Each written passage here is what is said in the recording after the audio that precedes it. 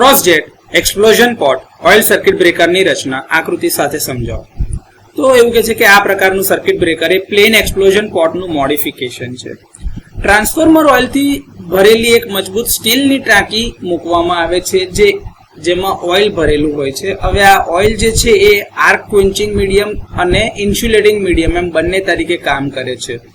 આ પ્રકારના circuit બ્રેકરમાં fixed અને મૂવિંગ કોન્ટેક્ટ બંનેને એક ઇન્સ્યુલેટિંગ ચેમ્બરમાં મૂકવામાં આવે છે. જો તમને દેખાય છે આ ઇન્સ્યુલેટિંગ ચેમ્બરની અંદરમાં આ ફિક્સ કોન્ટેક્ટ છે અને આ મૂવિંગ કોન્ટેક્ટ બંનેને મૂકવામાં આવેલા હોય છે. આ કોન્ટેક્ટ સામાન્ય રીતે કોપર અથવા તો કોપરની મિશ્ર ધાતુમાંથી બનેલા હોય છે. હવે આ એક બંધ ઇન્સ્યુલેટિંગ ચેમ્બર જે તમને આ દેખાય છે, આ તમારું ઇન્સ્યુલેટિંગ ચેમ્બર એ પોર્સેલિન અથવા તો બેકેલાઇટ મટીરિયલનું બનેલું હોય છે જેમાં ફિક્સ કોન્ટેક્ટ અને મૂવિંગ કોન્ટેક્ટ સમાયેલા હોય છે. ચેમ્બરમાં એક બાજુ પર જે મોડિફિકેશન છે એની વાત કરીએ તો એક બાજુમાં ચેનલ આપેલી છે જેને આર્ક સ્પ્લિટર તરીકે ઓળખવામાં આવે છે.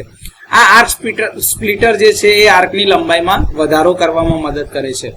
ક્રોસ જેટ નોઝલ જે આ તમને દેખાય છે કાટખૂણા ઉપર બનેલી આ ક્રોસ જેટ નોઝલ નાના છિદ્રો અથવા તો નળીઓ જે હોય છે જે આર્ક પાથ પર કાટખૂણા પર એટલે કે ક્રોસવાઇઝ ડિરેક્શનમાં ગોઠવાયેલા હોય છે.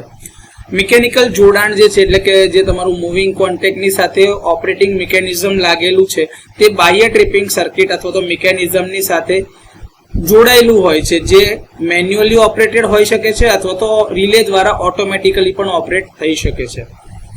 આ તમારું દેખાય છે અહીંયા આગળ ખાલી ફક્ત એ છે કે જ્યાં પહેલા આ ચેનલ આખું જે આ પોટ આખું ભરેલો હતો એની જગ્યા પર હવે આર્ક સ્પ્લિટર મૂકેલા છે. આ તમારું મોડિફિકેશન છે. બાકી બધી જ રચના તમારા પ્લેન એક્સપ્લોઝન પોટ પ્રકારના સર્કિટ બ્રેકર જેવી જ છે.